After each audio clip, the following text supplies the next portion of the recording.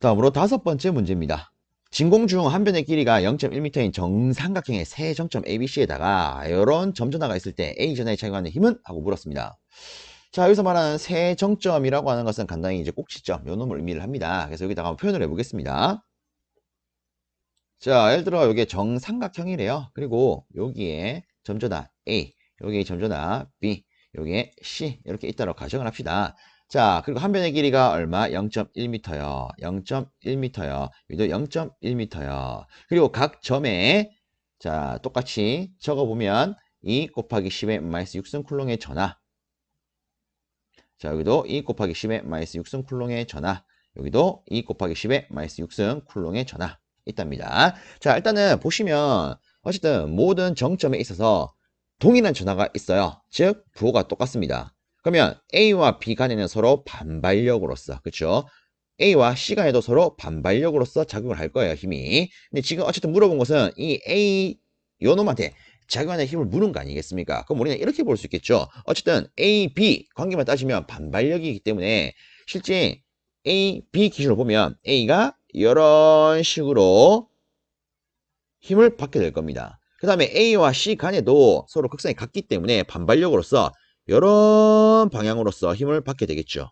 그렇죠. 근데 어쨌든 중요한 거는 예를 들어 이 힘을 F1, F2라고 했을 때 자, 각 전하 A와 B 간의 거리 그리고 A와 C 간의 거리 같고요. 그리고 각각의 A와 B 간에 있어서 서로 간의 전하 A와 C 간에 있어서 서로 간의 전하가 같기 때문에 실상 이 F1과 F2는 똑같이 나올 거야. 그쵸? 그럼 저는 단순히 F1, F2는 F다라고 해서 바로 계산을 하겠습니다. 자, 어쨌든 우리가 뭐 A, B 기준으로 보면 두 전하 간에 작용하는 힘이 F1, A, C 기준으로 보면 두 전하 간에 작용하는 힘이 F2 아니겠습니까? 그쵸? 그래서 쿨롱의 힘을 바로 적용을 하겠습니다. 자, 진공이라고 했으니까 진공 중에 유준율 적어주시고요. 그리고 이때 거리는 0.1의 제곱 이렇게 쓸 수가 있겠죠. 그리고 어쨌든 두 전하의 곱이 들어가야 되는데 똑같으니까 2 곱하기 10의 마이너스 6승의 제곱 이런 식으로 간단히 적도록 하겠습니다. 자, 그래서 요거를 계산을 하게 되면 실상 얘는 대략 3.6 뉴턴 정도가 나올 거예요. 그래서 이 값도 3.625, 이 값도 3.625. 근데 중요한 것은 이놈 각각의 힘을 구하는 게 아니고 여기에 작용하는 힘 자체를 물었습니다. 그러면 이 두 개의 힘을 우리가 합성을 해서 최종적으로 A에 작용하는 힘을 골라내야 되지 않겠습니까? 그죠? 그럼 우리가 벡터적으로 표현하게 되면 이 둘을 합성했을 때는 이렇게 될 거예요.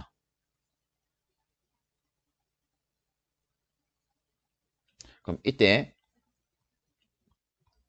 지금 제가 체크하고 있는 이 부분에 대한 크기가 전체 힘의 크기가 되겠죠. 그죠? 그러면 이 힘의 크기는 어떻게 구합니까? 간단합니다. 일단 이 화살표 끝지점을 딱 연결하면 실제 여기에 수직되는 선이 나옵니다.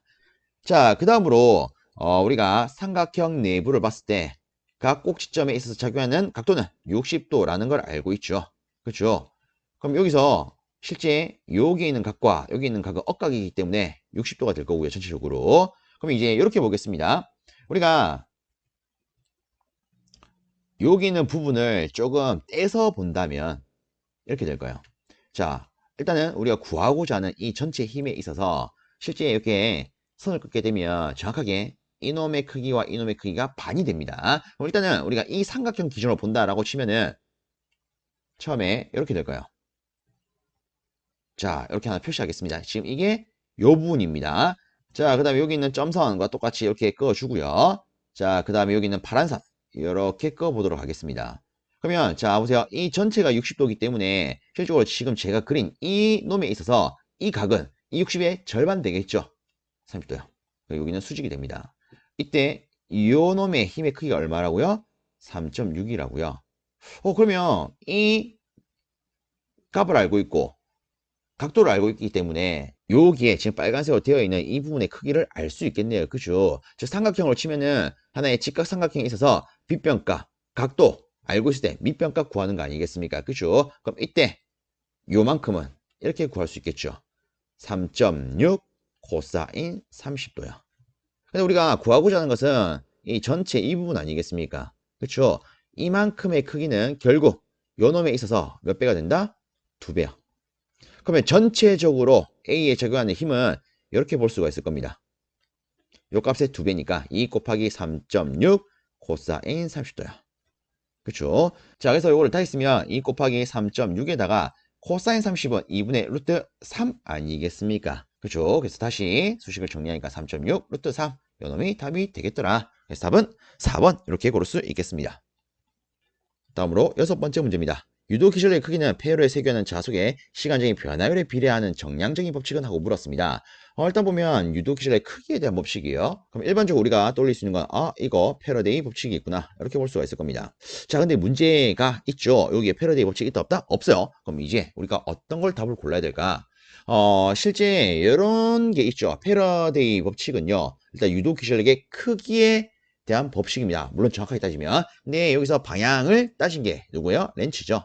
그래서 전체적인 이 유도 기절력의 크기와 방향을 가지고 우리는 패러데이 렌치의 전자유도 법칙이에요. 이렇게 말을 합니다. 근데 실상 이 패러데이 법칙과 렌치의 법칙을 묶은 사람이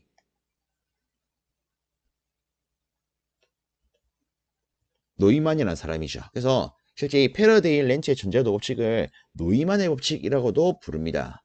그러면 어쨌든 우리가 이 보기를 봤을 때 패러데이 이 친구는 없지만 뭐 같은 개념을 의미하는 노이만이 있기 때문에 우리가 답을 3번 노이만의 법칙 이렇게 고를 수 있겠습니다. 참고해 주시길 바랍니다.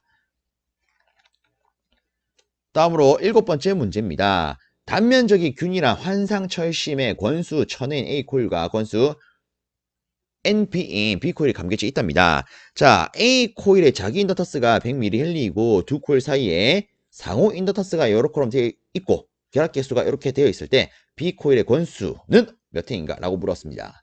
자, 요 같은 경우에는 제가 두 가지 방법을 조금 제시를 해 드리도록 하겠습니다. 자, 첫 번째는 상호 인덕턴스와 즉 상호 인덕턴스 M이라고 표현할게요. M과 그 다음에 자기 인덕턴스 L과 그 다음에 권수 N의 관계식을 이용하는 방법이 있습니다. 자, 일단은 이렇게 한번 따져보겠습니다. 여러분들이 이론 공부를 하시면서 알게 되는 이 상호 인덕턴스 관계식은요. 이런 게 있습니다. 처음에 Rn분의 N1, N2가 있고요. 그 다음에 이런 것도 있죠. Rn분의 뮤, S, N1, N2 이런 게 있더라. 그리고 K, 루트 L1, L2요.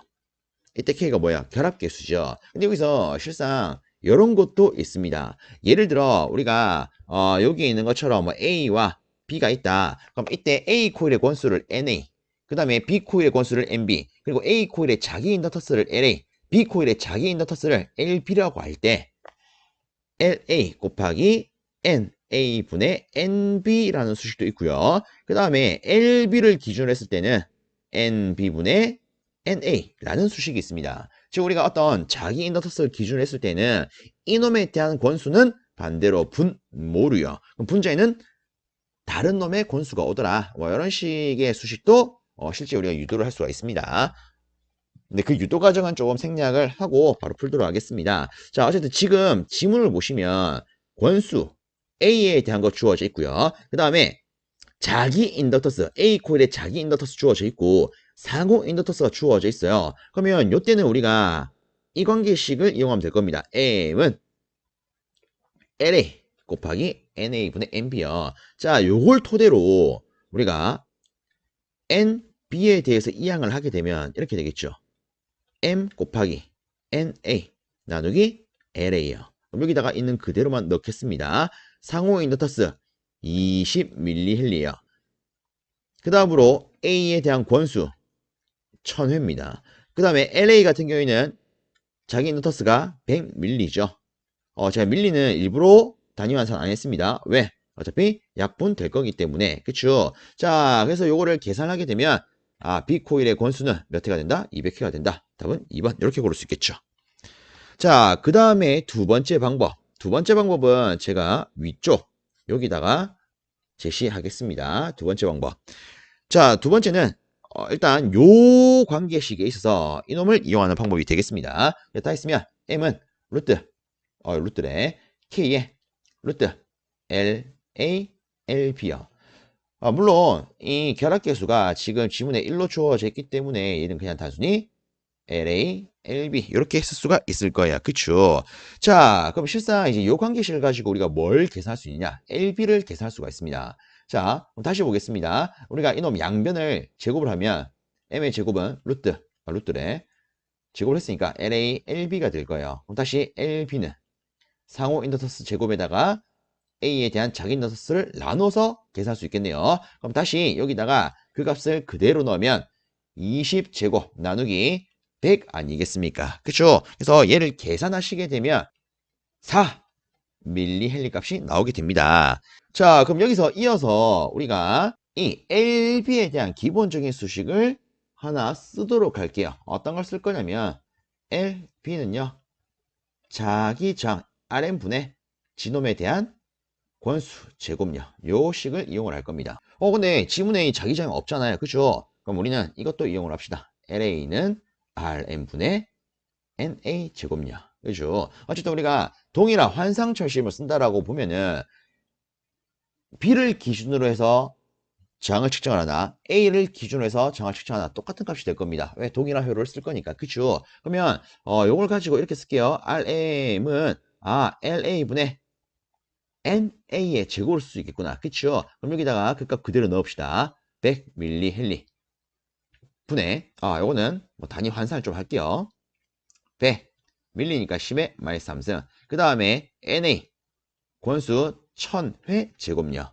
자, 그래서 얘를 계산을 하게 되면 그 값이 10의 7승 이렇게 나올 겁니다. 그렇죠? 자, 그래서 요거를 우리가 여기다가 넣음으로써 활용을 할 건데 어쨌든 우리가 구하고자 하는 것은 이 친구예요. 그래서 얘를 수식 정리하면 이렇게 놓을 수가 있고요. 여기다가 우리가 앞서 계산했던 이 친구를 다 대입을 하면 루트 4 곱하기 10의 마이너스 3승 곱하기 10의 7승 이렇게 될 거예요. 그래서 요거를 정리를 하니까 이 친구가 4 곱하기 10의 4승이 되더라. 그럼 최종적으로는 얘가 200 되겠네요. 그렇죠? 그래서 이런 식으로도 뽑아낼 수가 있습니다. 그래서 이 문제에 있어서 뽑아낼 수 있는 방법 크게 두 가지를 제가 한번 안내를 드려봤습니다. 다음으로 8번째 문제입니다. 전기회로와 자기회로에 대한 설명을 잘못된 것은 하고 물었습니다. 일단 첫 번째 보기를 봤을 때 자기장의 역수는 컨덕터스라고 한대요. 이거 답 바로 1번이죠. 그렇죠? 실상 컨덕터스라고 하는 것은 저항의 역수 아닙니까? 그렇죠? 다 했으면 이렇게 되겠죠. 그러면 여기서 자기 저항의 역수를 뭐라고 부를까요? 이를 퍼미언스라고 부릅니다. 참고로 봐주십시오. 자, 그 다음에 그 외적으로 보면 전기회로의 전류는 자기회로의 자속에 대응된다. 그 다음에 자기장의 단위는 암페어 턴 웨버다. 요거는 좀 한번 보고 가겠습니다. 실상 우리가 자기회로의 오메 법칙을 좀 떠올리면 파이는 Rm분의 기자력 NI 이렇게 표현할 수 있습니다. 그렇죠? 자, 그럼 여기서 우리가 자기장 기준으로 바꾸게 되면 기자력 NI 나누기 파이가 될 거예요. 그래서 단위가 웨버 퍼 웨버래. 야, 큰일 날 뻔했네. 암페어 퍼 웨버가 된다. 이런 식으로 표현할 수 있겠죠. 그렇죠? 자, 그 다음에 특히나 조금 중요한 게 요거죠. 전기 회로의 전도율은 자기 회로의 투자율에 대응된다. 보통 이제 많은 분들이 전개와 자개를 배우실 때 전개에 대한 수식과 자개에 대한 수식이 비슷하다 보니까 보통 전개의 유전율에 대응되는 게 자기의 투자율 아니야? 이렇게 많이 생각을 합니다. 근데 실상 이 유전율이라고 하는 것은 간단히 말했을 때 저는 이렇게 안내를 드립니다. 유전율, 전하를 유지하는 비율이에요. 예를 들어 어떤 도체가 전하를 유지를 하고 있다는 것은 이 전하가 다른 데로 이동을 할 수 있다라는 거예요, 없다라는 거예요? 없다라는 거잖아요. 그죠? 그러니까 실상 이 유전율이 크다는 것은 이 내부에 있는 전하가 움직이지 못하는 걸 의미를 합니다. 아시겠죠? 움직이지 못하는 정도를 의미를 해요. 그러면 이 자기 있어서 투자율은 얘가 무슨 뜻입니까? 자속이 투과되는 정도 아닙니까? 다르게 말하면 자속이 이동할 수 있는 정도를 의미를 해요. 그래서 이 투자율이 크다는 것은 자속이 잘 움직인다라는 의미입니다. 아시겠죠? 그럼 실상 움직이는 개념 다르게 잘 이동하는 개념 여기에 대응되는 것은 전개에 있어서 혹은 전기에 있어서 전도율 내지 도전율 아니겠습니까? 왜? 이놈의 의미 자체가 전하가 도통되는 비율, 즉 전하가 잘 이동하는 정도가 되는 거기 때문에. 그렇죠? 그래서 요 개념은 다시 한번 잘 잡아주시길 바랍니다. 다음으로 9번째 문제입니다. 공기 중에서 1V/m의 전기 세기에 의한 변이 전류 밀도의 크기를 2A per 미터 제곱으로 하려면 전기의 주파수는 어떻게 해야 됩니까? 이렇게 물었습니다. 자, 일단 우리가 이 전기에서 주파수를 계산하기 위해서 어떤 관계식을 써야 될까? 이게 제일 중요하겠죠. 그러면 우리가 일단은 키워드를 조금 체크하도록 하겠습니다. 보면 일단 변이 전류가 주어져 있어요. 정확하게 변이 전류 밀도가 주어져 있어요. 그죠? 그러면 이 전기의 주파수를 구하려면 일단 자연스럽게 변이 전류 밀도에 대한 관계식을 떠올릴 수 있어야겠네. 그쵸? 이렇게 접근할 수 있겠죠. 그럼 여기다가 이렇게 한번 적어 보겠습니다. 변이 전류 밀도. 실상 보통 이제 대부분의 분들이 잘 떠올리시는 게 라운드 T분의 라운드 T예요. 근데 실질적으로 이런 수식 관계도 하나 있습니다. J, 오메가, 엡실론, E요. 그래서 자 보세요. 지금 물어본 게 뭡니까? 전기의 주파수 아닙니까? 전기에 대한 요소가 들어가 있네요. 그죠? 그러면 지금 이 수식 관계에서 써야 되는 것은 이놈값 주어져 있겠다. 그 다음에 전기에 대한 언급이 있겠다. 그렇죠? 요 두 관계를 쓰면 되겠구나. 자, 근데 여기서 우리가 실상 구하고자 하는 것은 전개 주파수예요. 주파수는 어떻게 해야 되는데요? 자, 여기 잘 보니까 오메가가 있어요. 얘 뭡니까? 각 주파수잖아요. 그죠? 이 친구가 2파이F죠. 얘를 2파이프로 바꾸면 주파수 구할 수 있겠구나. 이렇게 접근할 수 있는 거 아니겠습니까? 그치요? 자, 그럼 보겠습니다. 우리가 지금 제가 쓴 것은 어쨌든 방향까지 표현을 했는데 단순히 크기만 따진다면 이렇게 될 거예요. 오메가 엡실론 E 다 있으면 2파이 F 엡실론 E야. 그렇죠? 자, 근데 공기 중이라고 되어 있기 때문에 엡실론 제로 이렇게 쓰겠습니다. 자, 그럼 요거를 우리한테 필요한 주파수 관계식으로 바꿔 봅시다. 자, 그럼 이렇게 되겠죠. F는 2파이 엡실론 제로 E 분의 변이 전류 밀도의 크기요. 그렇죠? 그럼 여기다가 이 지문에 제시되어 있는 조건을 활용해서 대입을 하겠습니다. 대입을 하면 일단 변이 전류 밀도의 크기 2예요. 그 다음에 분모에 2, 파이 들어갑니다. 그쵸? 자, 그 다음으로 진공 중에 유전율 8.855 곱하기 10에 마이너스 12승. 자, 그 다음에 여기 보니까 이거 전개값 1이에요. 그러면 여기 있는 이놈을 우리가 갖고 있는 계산기에다가 넣기만 하면 끝나겠네요. 그치요? 자, 그래서 실상 넣어보니까 대략 3.6 곱하기 10에 10승 헤르츠가 나오더라. 근데 물어본 것은 메가헤르츠이기 때문에 단위 환산하면 36,000 메가헤르츠가 되더라. 이렇게 볼 수 있겠죠. 자, 그래서 우리가 고를 수 있는 답안은 이렇게 3번 되겠습니다. 다음으로 10번째 문제입니다. 20도씨에서 고유장이 여러 콜럼 값을 갖고 있는 이 구리의 온도 계수가 여러 콜럼 되어 있을 때 단면적이 여러 콜럼, 길이가 여러 콜럼인 구리선의 저항값은 50도씨에서 몇 여러 콜럼입니까? 라고 물었습니다. 자, 일단은 한번 봅시다. 일단 주어진 조건을 다시 보면 어쨌든 온도에 대한 변화가 제시가 되어 있어요. 그리고 이 온도가 바뀌었을 때 저항을 물었습니다. 그렇죠? 자, 우리가 자기학에서 배우기로 온도가 바뀔 때 저항 관계식 이렇게 기억을 한다. 그죠? T도시에 있어서 저항은요.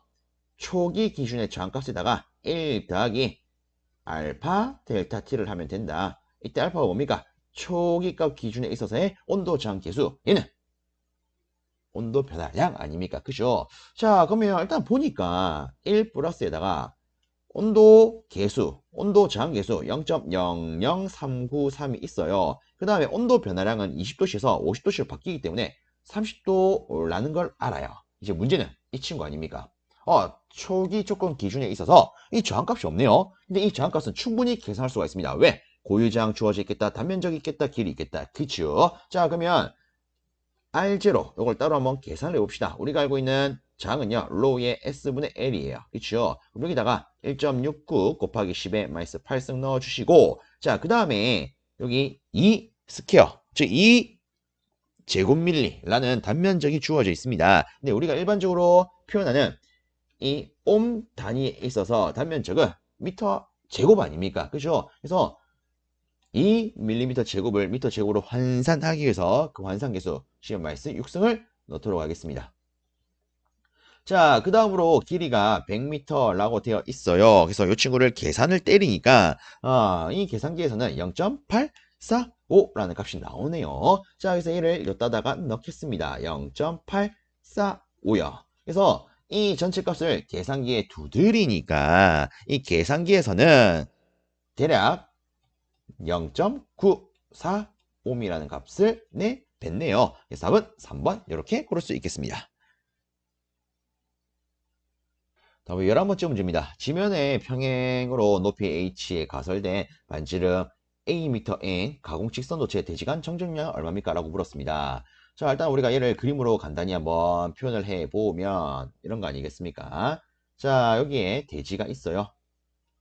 그리고 이 위에 높이 h 지점에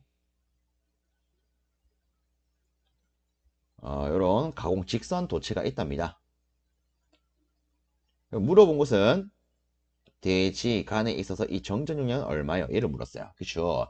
자, 일단 우린 얘를 이렇게 표현할 수가 있습니다. 일단 대지가 주어졌어요. 다르게 말하면 이 대지는 무한, 평면, 도체 이렇게 볼 수가 있죠. 자, 그럼 이렇게 전선, 즉 직선 도체를 깔았다라고 하는 것은 이 안에 전류가 흐를 수 있다는 걸 의미를 할 거고요. 그럼 또 다르게 말하면 전류에 의한 전하가 있겠구나. 즉, 선 전하가 있겠구나. 저는 플러스 람다라고 쓰겠습니다.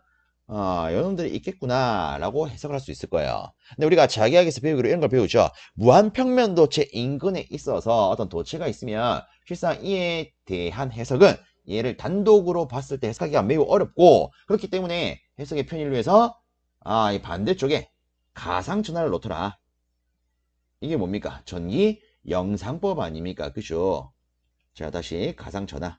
우리가 이런 전하를 영상전하라고 부릅니다. 그래서 쉽게 우리 기준에서는 어쨌든 접지도체라거나 그리고 무한 평면 도체가 제시가 되어 있고 그 주위에 어떤 전하가 있다면 기본적으로 전기 영상법을 이용을 해서 해석할 수 있더라. 이거는 좀 체크해 놓는 게 좋겠죠. 그래서 실상 이 문제는요. 지금 제가 언급하고 있는 것처럼 영상 전화를 이용한 문제가 되겠습니다. 자, 그럼 보겠습니다. 실상 이 무한 평면 도체에 있어서 영상 전화는 자, 실제 존재할 수 있는 전화, 우리가 얘를 진전화라 불러요. 그쵸? 진또배기 전화 아닙니까? 그쵸? 자, 이놈과 대지 간의 거리가 h 되어 있는데, 실상 이 무한평면 도체에 있어서는 이 영상 전화까지 거리도 어떻다? 같더라. 그리고 크기도 같더라. 다만 부호가 반대가 된다. 이렇게 놓고 해석하는 게 전기 영상법 아니겠습니까? 그죠? 자, 그러면 자 보세요. 이렇게 놓고 봤을 때는 실상 하나가 부호가 플러스고 하나가 마이너스이기 때문에 우리는 이렇게 볼 수가 있습니다.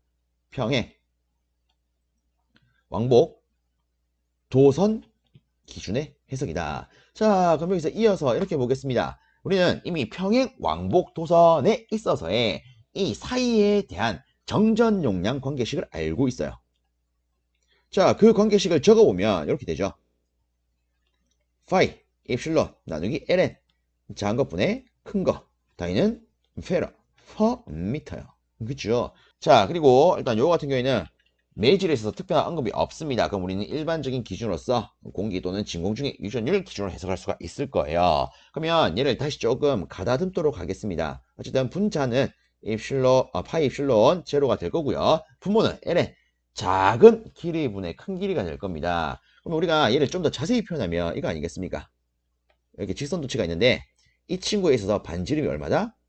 A다. 그쵸? 그리고 친절하게도 이런 관계식이 있어요. 즉 큰 거는 H에 대한 거, 그 다음에 작은 거는 A에 대한 게 됩니다. 근데 조심하셔야 되는 건 우리가 영상법으로 놓게 되면 이 거리 기준 자체가 전체적으로 어떻게 됩니까? 2배요. 2H가 된다고요. 그쵸? 그러면 정확하게는 얘가 큰 길이에 대한 값 기준이 될 거고요. 얘는 작은 길이의 값에 대한 기준이 됩니다. 그래서 이 기준을 여기다 넣으면 A분의 2H. 자, 그리고 단위까지 적으면 페라 퍼 미터요. 자, 그럼 이렇게까지 했을 때 여러분들은 뭐 이렇게 1번이 되겠구나 고를 수 있겠죠. 근데 실질적으로 1번 고르게 되면 틀린 게 됩니다. 그럼 이거 왜 틀렸을까요? 자, 보세요. 우리가 지금 구하고자 하는 건 뭐예요? 가공 직선 도체에 있어서 대지간 정전 용량. 얘를 구하는 게 우리의 목적이에요. 즉, 요 그림에다 표현하면 이 직선 도체와 대지 사이에 있는 이놈을 구하는 게 우리의 목표입니다. 자, 일단 요건 지울게요. 근데 우리가 지금 나타낸 이놈은 어느 부분에 대한 것이냐. 일단 전체, 직선 도체에 있는 진전화와 가상천화에 대한 걸 고려한 거 아닙니까? 즉, 요 놈 같은 경우에는 이 두 놈 사이에 대한 전체 값이라고 볼 수가 있습니다. 아시겠죠? 그러면 이제 우리가 이 값을 따지려면 어떻게 해야 되느냐. 얘는 이렇게도 볼 수 있겠죠. 요 사이에는 이 정전량이 있으면 요 사이에도 정전량이 있을 것이다. 그쵸? 맞습니까? 근데 어쨌든 이 전화에 있어서 부호는 다르지만 지가 담을 수 있는 전화의 용량 값은 이 떨어진 거리도 같기 때문에 일단 이 크기 값은 서로 같다라고 볼 수 있는 거 아니겠습니까? 그죠? 그러면 이렇게 놨을 때 우리는 이렇게 해석할 수 있습니다. 우리가 앞서 뽑아냈던 얘는요, 결국 이 두 정전 용량이 합성된 값이겠구나. 근데 정확하게는 어떻게 합성된 것이다? 직렬로 합성된 것이다. 맞습니까? 그럼 우리가 계산할 때는 이렇게 볼 수 있겠죠. 결국 이 값은 요놈 기준으로 하게 되면, 자, 정전 용량에서의 직렬 합성은 장의 병렬과 같지요. 특히나 똑같은 게 이렇게 있을 때는 한 값에 있어서 똑같이 직렬로 되어 있는 이 값을 나눔으로써 이렇게 표현할 수가 있습니다. 그렇죠? 즉, 이 전체 수식은 여기 있는 각 부분에 있어서의 정전량 관계로 표현하면 이렇게 되어서 우리한테 필요한 이 부분의 정전 용량은 얘를 이항하니까 이 파이 엡실론 제로 나누기 ln a분의 2h가 되겠구나. 이렇게 볼 수 있죠. 그래서 최종적으로 확실한 답은요, 2번 요놈이 되겠습니다. 그래서 요 같은 경우에는 조금 여러분들이 딱 한 부분만 더 신경을 쓴다면 충분히 맞출 수 있는 문제가 되겠죠. 자, 이렇게 체크하고 넘어가겠습니다. 다음으로 12번째 문제입니다. Z축상에 놓인 길이가 긴 직선 도체의 10A의 전류가 Z방향으로 흐르고 있답니다. 자, 이 도체 주위의 자속 밀도가 이렇게 되어 있을 때 도체가 받는 단위 길이당 힘은? 하고 물었습니다. 단 IJ는 단위 벡터래요. 자, 일단 제시된 걸 보면 일단 힘을 물었고요. 전류값, 자속 밀도 값을 줬어요. 그지요? 자, 그럼 여기서 우리가 따질 수 있는 관계식은 요게 있겠네요. 힘. 특히나 전류가 있고 자속 밀도가 있다. I 크로스 B. L이 있겠구나. 그렇죠? 즉, 자속 밀도가 작용하는 공간에 도체의 전류가 흐른다면 힘이 발생을 하더라. 정확하게는 이 힘을 우리는 전자력이라 부르죠. 그리고 이 공식을 플레밍 아저씨의 왼손 법칙이라고 부릅니다. 그렇죠. 물론 좀 더 확장해서 해석을 하면 IBL 사인 세타 이렇게도 볼 수가 있을 거예요. 근데 일단 지금 보기를 보면 IJ라고 하는 방향 벡터가 있기 때문에 벡터 형태 이걸 기준으로 봐야겠죠. 그렇죠. 자, 그리고 우리가 이 플레밍 왼손 법칙을 따졌을 때 이 힘의 단위는 뭐가 되죠? 뉴턴이 됩니다. 그렇죠. 자, 근데 물어본 것은 뭐야? 뉴턴 퍼 미터요. 일단 이 지문을 보니까 이 길이 값이 제시가 안 되어 있네요. 그렇기 때문에 여기다가 다시 길이로 나누면 상세가 될 것이고, 이때 단위는 뭐가 될 것이다? 뉴턴 퍼 미터가 될 것이다. 결국은 이렇게 단위가 제시됐다는 것은 길이 고려하지 말라 이거겠죠. 그럼 우리는 요것만 딱 계산하면 되겠네요. 그죠? 자, 요거 일단 그대로 한번 적어 보겠습니다. 일단 전류의 크기는 10이에요. 근데 이 전류가 플러스 Z 방향으로 흐르고 있대요. 그럼 Z 방향을 나타내는 방향 벡터 쓰겠습니다. 크로스, 그 다음에 B 3I-4J 이렇게 되어 있죠. 물론 요거 같은 경우에는 뭐 이런 식으로 연인수법 써가지고 또 계산을 할 수도 있겠지만 저는 여기서 바로 조지도록 하겠습니다. 일단은 K와 I를 계산을 하면 얘가 뭐가 됩니까? 일단 10K와 3I 분배를 하겠습니다. 그럼 얘는 30J가 되겠네요. 자, 그 다음에 10K와 마이너스 4J를 계산하면 어떻게 됩니까? 마이너스 40 마이너스 I가 되겠네요. 즉 30J 플러스 40I 되겠네요. 그래서 우리가 고를 수 있는 답안은 순서를 바꾸었을 때 40I 더하기 30J가 되니까 4번 이렇게 풀 수 있겠습니다. 혹시나 해서 안내를 드리는데 아니 요거 방향 이거 어떻게 판별하는데요? 요거는 보통 이렇게 쓸 수가 있겠죠. I, J, K 얘들을 시계 방향으로 적어줍니다. 그리고 그 순서가 시계 방향일 때는 부호가 플러스예요. 그러면 반대 방향이 되면 마이너스가 되겠죠. 그럼 자 보세요. 실제 이 벡터를 계산할 때 중요한 것은 이 방향 벡터에 있어서 순서가 바뀌면 안 된다. 요거 아니겠습니까? 그럼 얘는요, 우리가 다시 보면 K에다가 I가 곱해진 형태예요. 즉, K 다음으로 I가 오는 형태예요. 그쵸? 그러면 이 개념 그대로 따라서 k에서 i가 곱해지면 ki 플러스 j가 되는 겁니다. 그래서 플러스 j로 쓴 거고요. 그 다음에 뒤에 나머지를 보시면 이제는 k에다가 잠깐만요. 마이너스 j가 곱해지는 거죠. 아, 근데 일단 마이너스는 놔두고 k에다가 j가 곱해지는 거 이거 기준으로 봅시다. 아시겠죠? 그래서 10과 마이너스 4를 곱해서 일단 마이너스 40 해놓고 자 k와 j를 보면요. k에다가 j가 그 다음 순으로 곱해집니다. 근데 보시면 기준 방향에 있어서 그 방향이 반대 아닙니까? 그죠? 그럼 얘는 어떻게 놓을 수 있냐? k, j, 그 다음에 i가 오는데 방향이 반대니까 마이너스 i가 되더라. 그래서 이렇게 표현할 수 있다는 겁니다. 그래서 다시 혹시나 모르고 계시는 분들도 계시니까 다시 체크를 하자면 ijk 쓰고 순서가 이런 방향으로 진행이 된다. 플러스요. 즉 i 곱하기 j는 k요. j 곱하기 k는 i예요. k 곱하기 i는 j예요. 아시겠죠? 근데 얘가 거꾸로 이런 순서를 갖는다. 즉 i 크로스 k가 된다. 그럼 뭐가 된다? j는 j인데 마이너스 j가 되더라. 방향이 반대니까. 그럼 다시 k 크로스 j 하면 마이너스 i요. j 크로스 i 하면 마이너스 k요. 어떤 건지 아시겠죠? 이 정도로만 안내를 드리고 마무리하겠습니다. 자, 체크해 주십시오.